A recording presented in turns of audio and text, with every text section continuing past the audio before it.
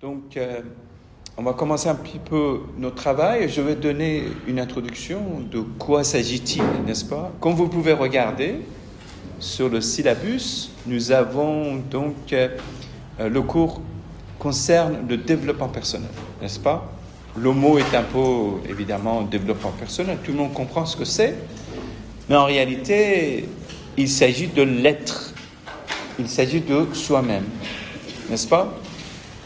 Pour mettre au point la façon ou la méthode que nous allons mettre en place ici, dans la salle de cours, c'est que vous êtes ici avec vos cahiers, tel que je constate ici, et vous avez donc, par conséquent, les notes que vous allez prendre, d'accord? Et nous allons vous poser des questions à chaque séance. C'est-à-dire que je donne des cours, le cours va être présenté par un PowerPoint, par une vidéo. Donc il y a deux éléments. Il y a le PowerPoint et la vidéo. Et vous allez véritablement vous concentrer sur le contenu, ce qui n'est pas très complexe, mais en même temps, et par la suite, je vais donc, dans 8 séances, dans 8 pages, je vais vous poser des questions. C'est une quiz qui va être mis en place tout de suite. Une quiz, c'est un petit test des questions qu'on va vous poser en rapport avec la vidéo. Donc, chaque séance, je répète, à chaque séance, vous allez avoir un PowerPoint, donc une vidéo et une série de questions, probablement 8 pages. Dans chaque page, il y a 4-5 questions.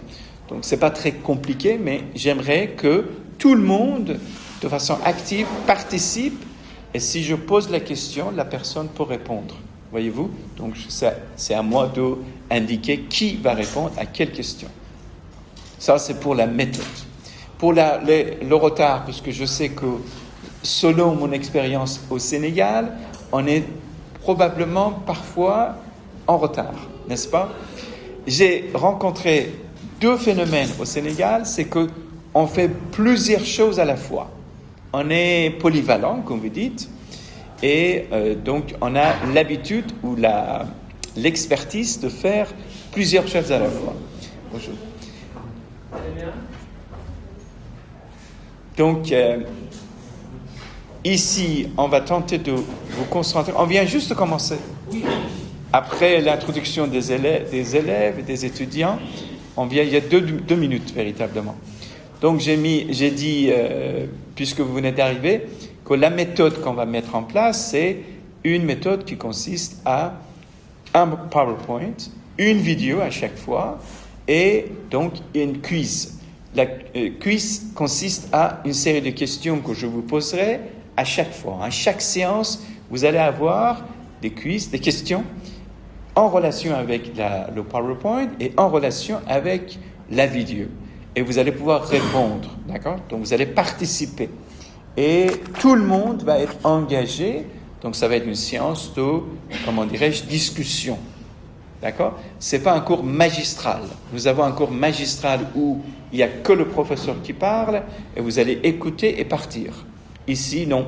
C'est un cours qui consiste à une relation ou une communication interpersonnelle. Tout le monde participe.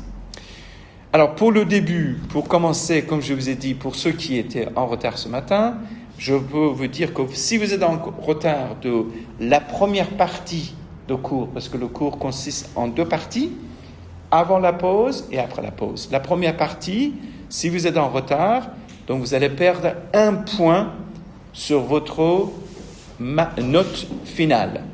Note finale, c'est quoi? Note finale, c'est basé sur 20, n'est-ce pas? Donc vous allez automatiquement, si vous êtes même la meilleure ou le meilleur, vous allez obtenir 19.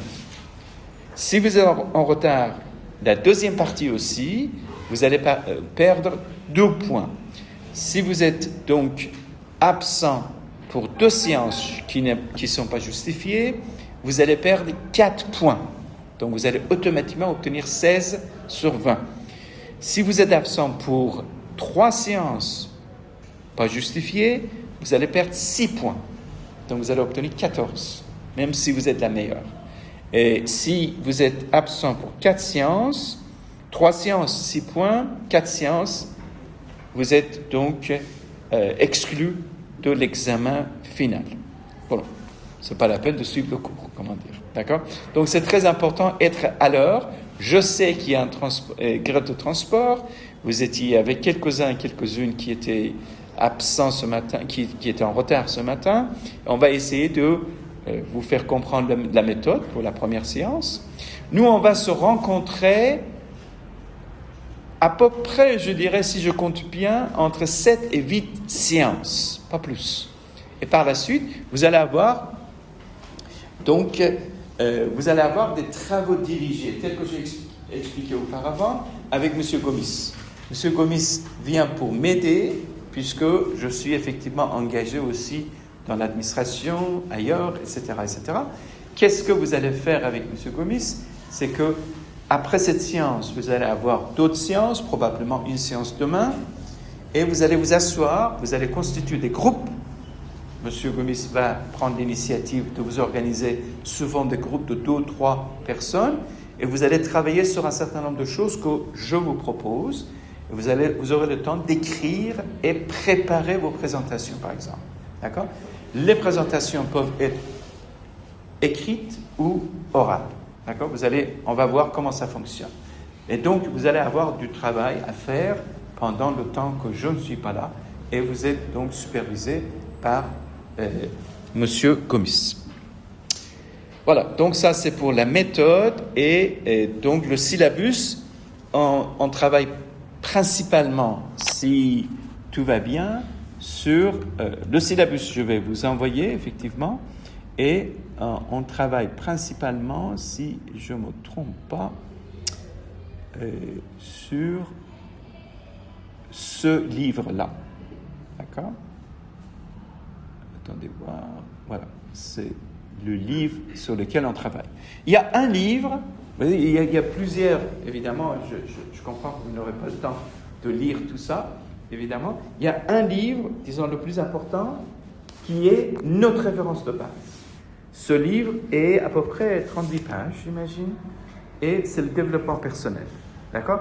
J'ai déjà moi-même donc préparé le cours sur la base de ce livre. Donc si vous ne lisez pas entièrement, d'accord, vous allez avoir pour chaque séance un chapitre de livre que je vous donne déjà. Et je vous proposerai par la suite de lire pour la durée de ce cours, donc le texte, et vous préparer pour l'examen final. D'accord? Ça, c'est notre référence. Alors, de quoi s'agit-il? De quoi s'agit-il? De quoi on parle, n'est-ce pas? Eh bien, on parle, comme je vous ai posé la question tout à l'heure, qu'est-ce que vous comprenez par le développement personnel? Et vous m'avez donné quelques réponses très adéquates, n'est-ce pas? Dans beaucoup de cas, nous sommes dans une culture et peut-être qu'on n'a pas une vision très claire sur ce que c'est cette culture, parce qu'on est né dedans. Je suis né dans un pays, je ne sais pas pourquoi je suis tombé ici et non pas ailleurs. Pourquoi je suis né au Sénégal et non pas à Paris, et non pas à New York? Qu'est-ce qui fait que je suis tombé ici, sur cette terre? Donc la géographie, non? La terre. D'abord la terre qui identifie ma personnalité, n'est-ce pas? Ma carte d'identité, c'est écrit Voilà, merci. On ne va pas être interrompu.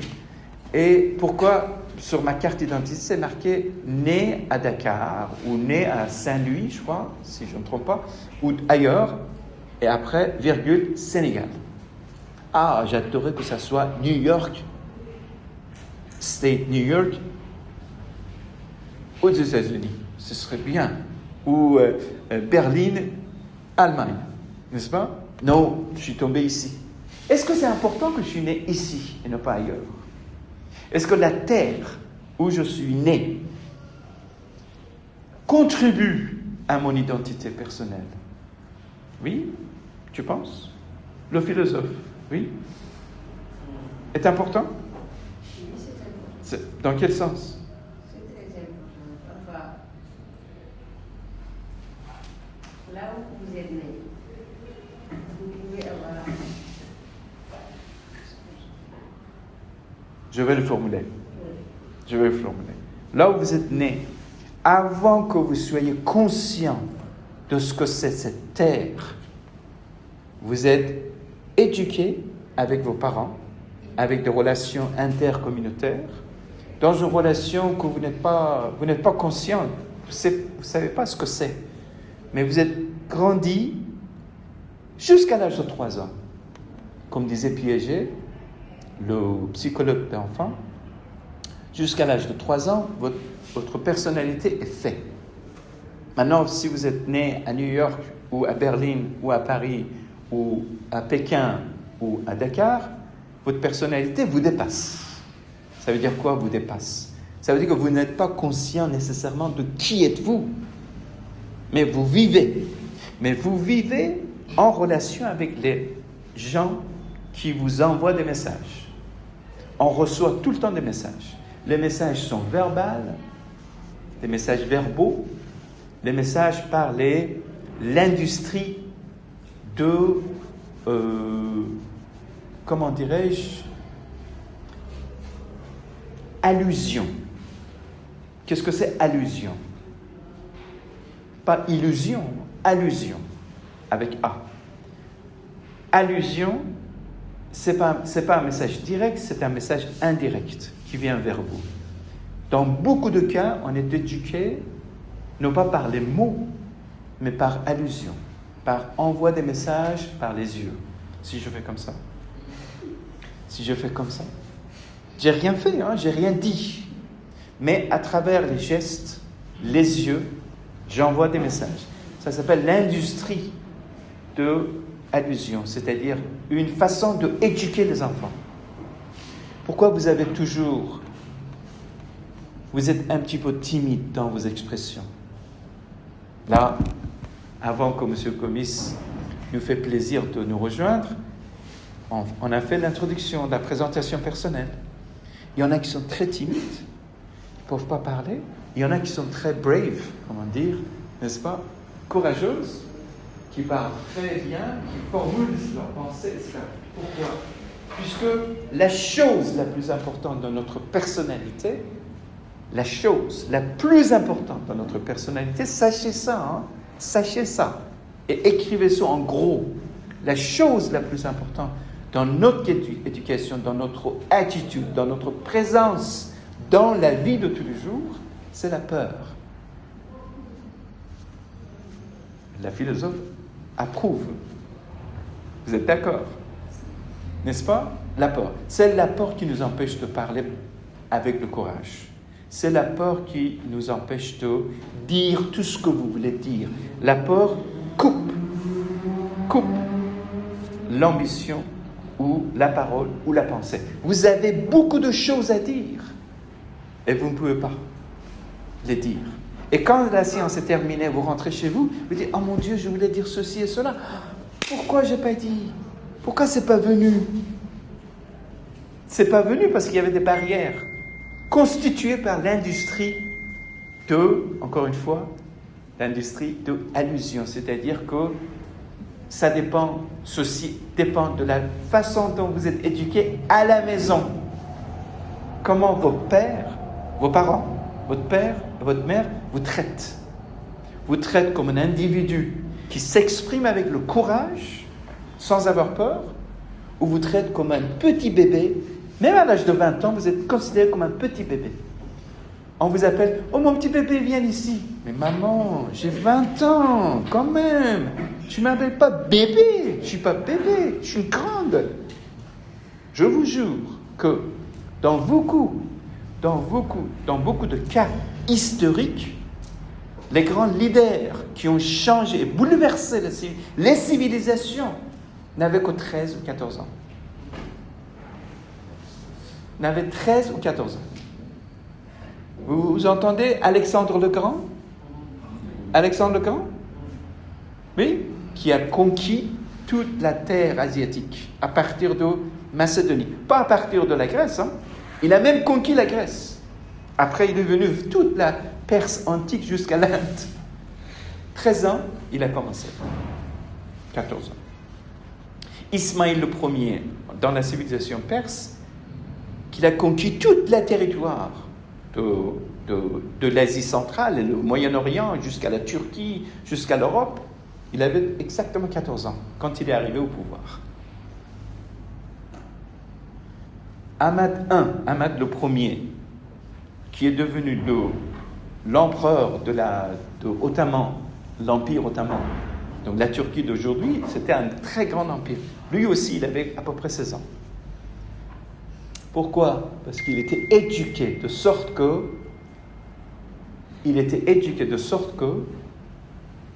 ceci, tu as le pouvoir. Le pouvoir est donné à toi. Utilise-le. On lui a dit que tu as le pouvoir. Tu l'utilises. Est-ce que vous comprenez? Quand quelqu'un te dit que vous avez le pouvoir, utilisez le pouvoir, c'est-à-dire un don qui vient du ciel, qui vient de l'histoire, qui vient de vos parents d'abord et avant tout, la société et les relations. Si on vous diminue un petit bébé et on vous appelle toujours à l'âge de 20 ans, mon petit bébé viens ici, vous n'avez pas le pouvoir. Vous êtes un petit bébé. Même jusqu'à l'âge de 30 ans, vous êtes un petit bébé pour le parent. Et c'est les parents qui doivent comprendre que vous n'êtes plus un petit bébé. Dès l'âge de 12, même un peu moins, vous êtes un grand homme, une grande femme, mademoiselle. Donc vous avez le pouvoir. Alors maintenant, nous sommes dans une société où, n'importe comment, on ne nous donne pas le pouvoir. On nous a volé notre pouvoir, puisque nous sommes tombés sur cette terre. Je vais expliquer ce que c'est cette terre. Excuse-moi, je reviens. Je suis tombé sur la terre du Sénégal, par exemple, ou la terre de Mali, ou Niger, des pays que je connais un peu. Ou Côte d'Ivoire, ce sont des pays que je connais. Ou Maroc. J'étais censé avoir le pouvoir, mais je n'en ai pas. On m'a volé mon pouvoir. Je ne suis même pas conscient s'il y avait un pouvoir. Vous me suivez bien, hein? Bon, que faire? Je ne suis pas du tout conscient. Qu'est-ce que c'est, ce pouvoir volé? Je dois aller conquérir le pouvoir. C'est ça qui me reste à faire. Ah, ça, c'est la tâche la plus difficile. La plus difficile. Puisque quand je suis né et grandi jusqu'à l'âge notamment jusqu'à l'âge de 3 ans, avec la peur, la barrière, n'est-ce pas, qui est dans ma psychologie. Et c'est déjà la fondation même de ma personnalité. Je suis déjà créé, je suis déjà fondé sur cette base-là. C'est très difficile de couper. Vous voyez, prenez un machin pour couper et briser ça, ce serait effectivement très difficile. Ce serait effectivement très, très difficile. L'une des raisons, l'un des moyens, c'est de venir à l'école. Vous venez à l'école et vous trouvez aussi par hasard un professeur qui vous diminue. Tu prends ça? Pourquoi tu es en retard? Comme moi, par exemple. D'accord? Bon, je plaisante beaucoup. Moi-même, j'ai constaté dans les écoles primaires, puisque j'ai même enseigné quand j'étais jeune dans les écoles privées, un peu dans les pays occidentaux, comment ils traitent les bébés, les petits. Dès l'âge de petit, tu es grand, tu es un grand. Mais j'ai l'expérience aussi dans d'autres pays, des pays comme le Sénégal et ailleurs. Comment on traite des enfants? Tu vas suivre, hein? Tu fais ceci et cela. Donc, quand vous venez à l'école aussi, parfois, ou pour la plupart du temps, vous tombez sur un professeur qui est un petit peu autoritaire, qui ne vous laisse pas la liberté d'expression et ni la liberté d'agir. Là aussi, vous êtes coupé. Donc, la première chose, c'est la famille. La deuxième chose, c'est l'école. Troisième chose, c'est la rue. La rue, dans le langage chez vous, vous êtes à l'université, on l'appelle marché. Marché. Qu'est-ce que c'est marché? Pour l'anglais, l'économie, market economy. Marché, market. Marché, c'est là où vous faites des échanges. Vous achetez par exemple du pain. Vous payez 2000 francs, n'est-ce pas? 1000, 2000, 3000. Vous êtes dans un échange basé sur un échange monétaire. Mais ce n'est pas ça. Ce n'est pas l'échange monétaire. Quand vous allez dans le marché, quand vous traitez une affaire, quand vous parlez avec quelqu'un qui vous vend, toute la relation compte. Vous regardez d'abord le mec, comment il vous vend l'orange ou la tomate. Il fait comme ça. Bon, prends ça, 2000. C'est déjà une attitude très autoritaire, n'est-ce pas? Et vous allez devenir un petit bébé devant lui aussi, devant le professeur aussi, devant les parents aussi, devant le vendeur de légumes aussi, vous êtes devenu petit, n'est-ce pas? C'est comme ça qu'on nous traite, n'est-ce pas? Je voudrais maintenant parler de la terre, revenir sur... Donc, j'ai traité 3 domaines, n'est-ce pas? La famille, l'école et le marché. Le marché / société. C'est la même chose, d'accord? Pour l'instant. Oui. Bon, au début, lorsque vous avez parlé de la parole. De la parole, oui. Voilà. C'est là où je voudrais intervenir un peu. Bien sûr. Mais par la suite, vous avez fini par répondre à votre question. Voilà, répondre à ma question. Donc, je voulais parler du pouvoir conféré à ce bébé-là dont vous parlez. Par exemple, l'enfant. Pour moi, je pense que c'est la base. Le pouvoir que le parent doit donner à l'enfant. Lui dire lui montrer que, bon, là, vous êtes là et vous avez tout. Vous pouvez faire ce que vous voulez. Mais que ça soit positif. Alors, c'est une question très intéressante. Très, très intéressante. Est-ce qu'un bébé, on lui donne le pouvoir, parce que je parlais de vol de pouvoir, n'est-ce pas? Symboliquement. Est-ce qu'on a le droit de donner maintenant toute liberté à un bébé? Est-ce que, contrairement à ce que nous avons vécu, que nous avons vu, maintenant vous allez fonder votre famille, vous allez avoir votre enfant, faut-il lui donner tout? La liberté. Est-ce que la liberté, c'est-à-dire le rendre à la personne la prise de décision? Oui, c'est très délicat. C'est très délicat. La liberté va avec la limite de la liberté. Parce que je réponds à votre question. J'espère que je suis dans la même ligne. Si je vais au-delà, vous me dites. La liberté, c'est-à-dire la limite de la liberté, ça vient de Kant, le philosophe allemand. C'est-à-dire quoi? C'est-à-dire que vous n'êtes pas libre jusqu'à ce que vous reconnaissiez la limite de la liberté de l'autre. Vous êtes libre, moi aussi je suis libre, mais ma liberté va jusqu'à cette limite-là. Vous aussi vous êtes libre jusqu'à cette limite. On ne dépasse pas la limite. Si je dépasse au-delà, ça s'appelle la liberté négative.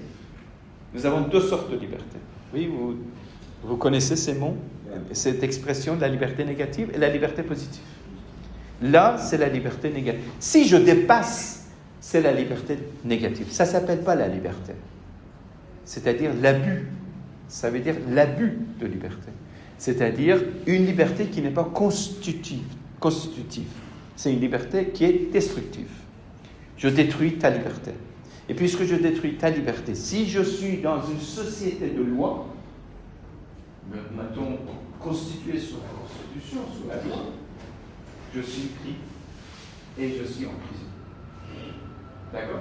Parce que j'ai dépassé la limite. Par exemple, j'entre dans ta maison sans papier et illégalement. Je vole ton argent. C'est encore illégal, donc je serai en prison, par exemple. D'accord? Donc ça détruit la liberté, si ça dépasse la liberté de la personne. La liberté positive, c'est une liberté qui a une perspective de futur. C'est-à-dire, je suis libre, mais je suis libre dans une limite, je reconnais ma limite, je constitue la limite dans ce zone-là, pas au-delà. Il y en a qui commencent à dormir, j'adore ça. Bonjour, ça va? Ça va, tu es fatigué ou ça va, tu suis? Tu n'as pas de questions? Est-ce que c'est clair pour toi? Oui? Mademoiselle aussi? Allô?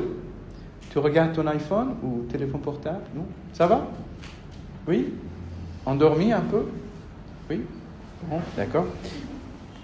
Alors maintenant, je parle de la Terre. Je voudrais traiter un sujet assez sensible qui s'appelle l'Occident et l'Orient. Je suis sûr que vous avez entendu dans vos cours, peut-être ailleurs. Si je parle de Maroc, je parle de Sénégal, Mali, tout ça, c'est considéré comme des pays traditionnels. Disons, dans le jargon universitaire, on appelle les pays traditionnels, soi-disant traditionnels. Les pays occidentaux, comme l'Europe de l'Ouest et l'Amérique du Nord, pas l'Amérique du Sud, ce sont des pays considérés comme géopolitiquement des pays donc considérés comme occidentaux. Mais l'Occident a une vision particulière de lui-même, de la collectivité, de l'individu.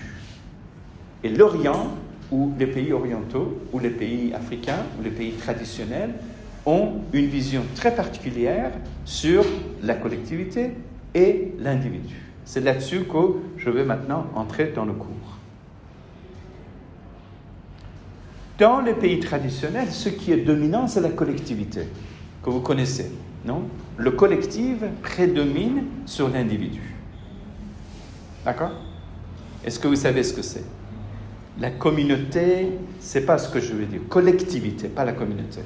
C'est pas la même chose.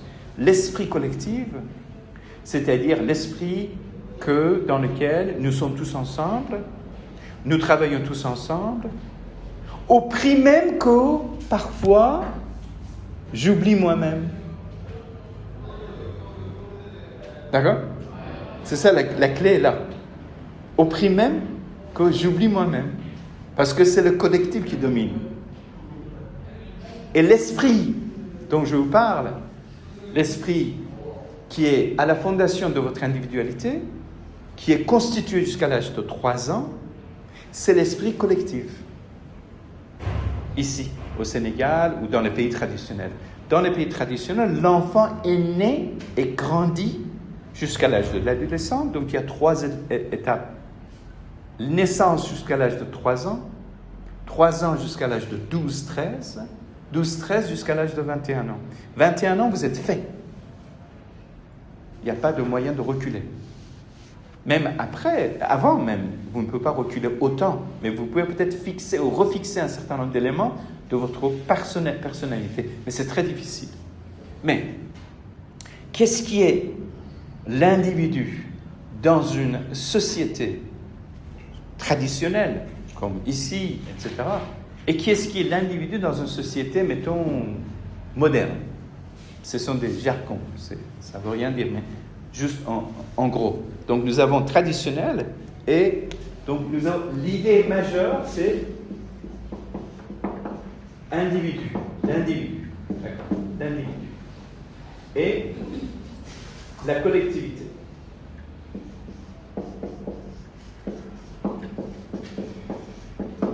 Donc l'individu et la collectivité. C'est ça, 2 idées majeures que nous avons.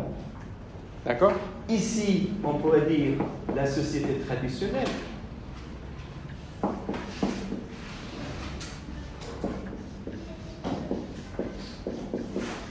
Et ici, on peut dire la société moderne. D'accord? Société. Société moderne, société traditionnelle. Aujourd'hui, tout est mélangé. Quand je viens au Sénégal, je vois beaucoup d'éléments modernes dans les sociétés traditionnelles. Le Sénégal est très modernisé. Mais je parle de fondement, je parle de l'origine. Je ne parle pas de ce qui est le Sénégal aujourd'hui. Le Sénégal aujourd'hui, c'est un pays métissé, culturellement. pensez pas que vous ressemblez à vos parents ou vos grands-parents. Pas du tout. Nous avons beaucoup changé au Sénégal. Beaucoup, beaucoup. La jeunesse d'aujourd'hui est très modernisée. Il y en a qui parlent l'anglais, il y en a qui connaissent la philosophie occidentale. C'est pas du tout traditionnel au sens, tu vois, qu'on entend. Mais traditionnel que j'utilise, c'est dans le sens de fondement.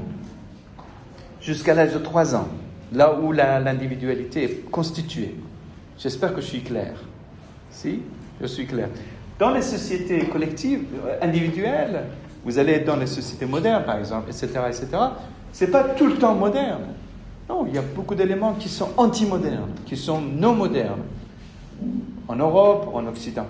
Alors pourquoi je dis comme ça, je globalise, je généralise pour faciliter la communication avec vous. C'est juste en gros, les sociétés modernes, en gros, des sociétés traditionnelles. Est-ce que je suis clair? Oui? Mademoiselle, tu me regardes avec des yeux pénétrants, perçants, j'ai peur. Oui? Tu me fais peur? Qu'est-ce qui est dans ta tête? Qu'est-ce qui tourne? Tu dis, qu'est-ce qu'il dit ce monsieur-là? Je ne comprends rien. Oui? N'est-ce pas? Tu dis ça? Oui. Qui ne comprend pas du tout ce que je dis? Oui, je comprends rien du tout. Est-ce que tout le monde suit, grosso modo? Ben non. Est-ce que tout le monde suit, grosso modo, ou pas? Oui. Oui? Oui? Tu suis? Oui? Est-ce que c'est clair? Donc nous sommes... C'est pas clair, j'adore ça, voilà. Tu vois, le courage. Tu te concentres, hein? Tu veux venir à côté de moi? Non, je pars de monsieur là-bas. Est-ce que tu veux te venir un peu plus? Ici. Est-ce que tu suis? C'est pas très clair? C'est pas très clair, oui, je comprends. J'aime bien le courage. Si vous ne comprenez pas, je vous demanderai de me dire, puisque je peux très bien, parce que je parle vite, donc peut-être que c'est des choses que je connais, n'est-ce pas? Pour moi, c'est clair. Peut-être que pour vous, probablement, c'est la première fois, ou peut-être la deuxième fois que vous entendez tout ça. Nous avons une division culturelle à l'échelle du monde. Donc, je répète, nous avons une division culturelle à l'échelle du monde, mais qui est très vague. Ce n'est pas mathématique. C'est très vague. Nous avons des pays traditionnels, des pays modernes.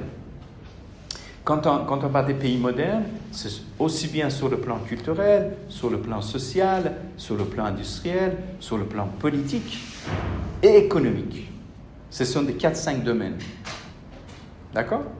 Je ne veux pas traiter ça, parce que ce n'est pas le sujet de ce cours. Nous avons des pays aussi traditionnels. Ils ont leurs caractéristiques, sur le plan économique, sur le plan politique, sur le plan individuel, social, n'est-ce pas? Sur le plan philosophique aussi. D'accord? Dans les sociétés traditionnelles, l'individu est traité différemment que dans les pays modernes. D'accord? Je reformule de la façon suivante. Dans les pays modernes, l'individu, on pourrait considérer comme le centre de la société. La société, ça veut dire la composition des individus. Ça veut dire que dans cette définition, l'individu est un élément très important.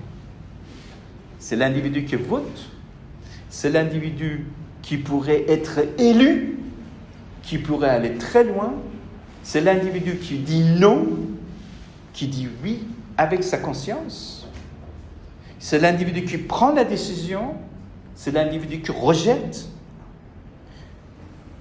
c'est l'individu qui est l'élément de base des sociétés modernes, des sociétés occidentales, etc., etc.